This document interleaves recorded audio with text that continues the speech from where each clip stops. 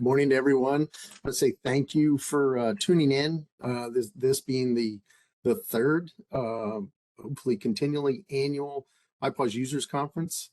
We really appreciate your participation and attention, and as always, looking to provide a lot of great info out to the things that we've seen and learned, and that you have sent to us, and what we've learned about how to most effectively use these systems and to send alerts and warnings and really help the emergency preparedness of your communities. It's been another exciting year for public alert and warning, really across the nation.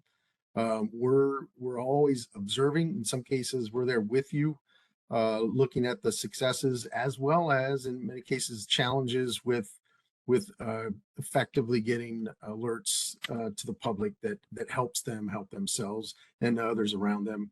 We're always analyzing that information, and we're looking for ways to improve the system, resources, the practices that are out there and current to make this as emergency warning really as effective as possible on a continual basis. I want to just throw out a note too that our vision is, again, to for some consistency and really the most effective use of the systems and seeing them as almost a resource multiplier for the local authorities as well as state, territorial, tribal, and national, should we ever get to that point, when you're managing an emergency or when you're responding to an incident. Essentially, an effective message delivered to the right people at the right time can help people not only just help themselves or protect themselves, but also those that are around them to avoid or at least lessen the impact of an incident or a disaster that's happening in your area. One example I want to throw out, I just recently heard about this. I don't have all of the specific details, but it was a missing persons alert as an example of how an effective alert can help at the resource attack at your local level. An alert had been sent for a missing person. At the same time, the agency was preparing and calling up responder resources all around their area to send teams into the field to begin searching for the missing person.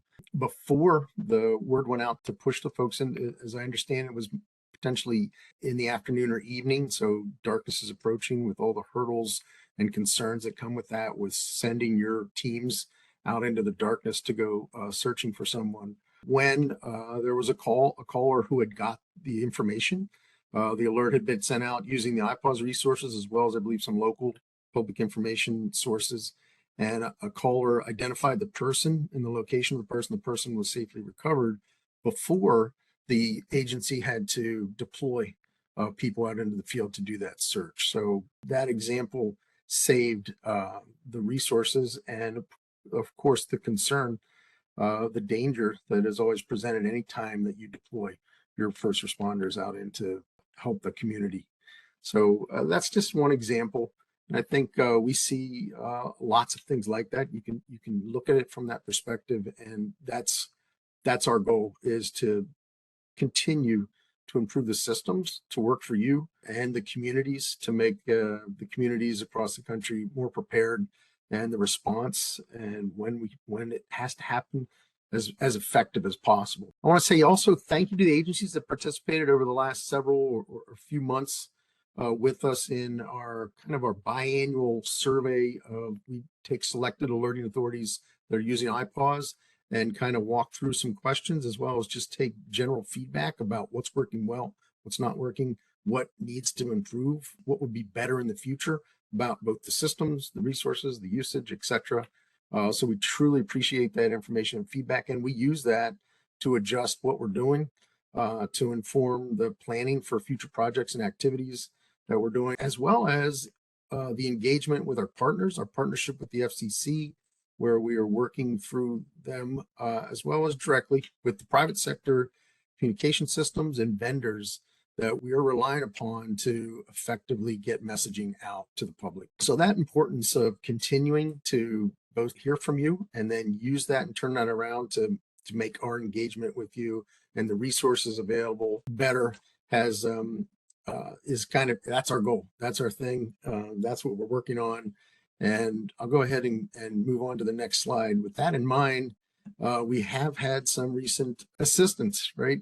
We're getting some help. This is good stuff. Basically, there was legislation passed in 2019. It was in December of 2019. It was in the 2020 National Defense Authorization Act that specifically laid out what we're talking about here, is to continue to actually task us to continue to develop requirements, training, and guidance for the alerting authorities, to support the alerting authorities that are using IPAWS. In there, it talks about, in addition to all that training, is to actually set up a certification program, both for the users, so the folks that are sending alerts, as well as for the tools that you use to interface the systems to get those alerts sent through the IPAWS. We got some get started, I'll call them, appropriation in FY22 in the middle of last year.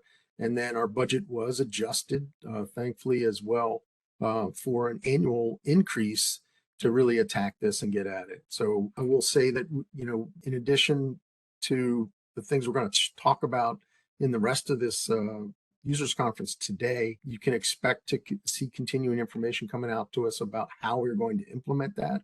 We will be engaging different ways to make sure that we can deliver an appropriate training program, as well as the information that is needed to both continually develop and train the alerting authorities for the best usage of sending alerts through the IPAWS system, as well as how we're going to go about adjusting and setting requirements down for how the tools look and are used and how they feel when you're touching them to send the alert. So looking to make that a consistent interface, which will therefore assist our training and certification efforts. So please look for information from us. We'll be reaching out. Please continue to watch our webpage, pay attention to those email blasts, the newsletters, and that we send out. And as well as we look forward and hope to see you at one of the engagements that we get out to, whether that's a state or regional or large national type conference. As we get the staff, get our IPAWS staff out there on the road.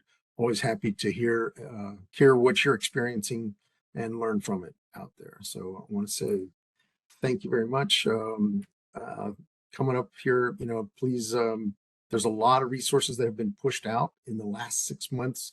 Our best practices guide is on the webpage now. I believe that'll be covered later. The monthly proficiency demonstration, I want to just pull out, and I know this is going to be talked about later as well, is there's some scenario-based pieces available on the website to kind of make it easier to get through that monthly thing. They're very short, specifically focused alert and warning, little miniature exercises to make it more interesting to sit down there and do that practice once a month. There are quarterly kind of virtual, larger tabletop alerting focused exercises that are run out of our TSSF, where you saw Antoine sitting this morning, as well as we got this message design dashboard to help message writing, help you write more effective short form messages that are hitting those cell phones, and then portals. Lots of portals coming. The user portal, you hopefully have already seen. New one coming out is an alerting tools portal. So again, really appreciate you being here. We're always open to feedback, and we're here to develop those resources to make it easier and make you more effective at using these tools in the field to make the United States a safer place to live. Thank you.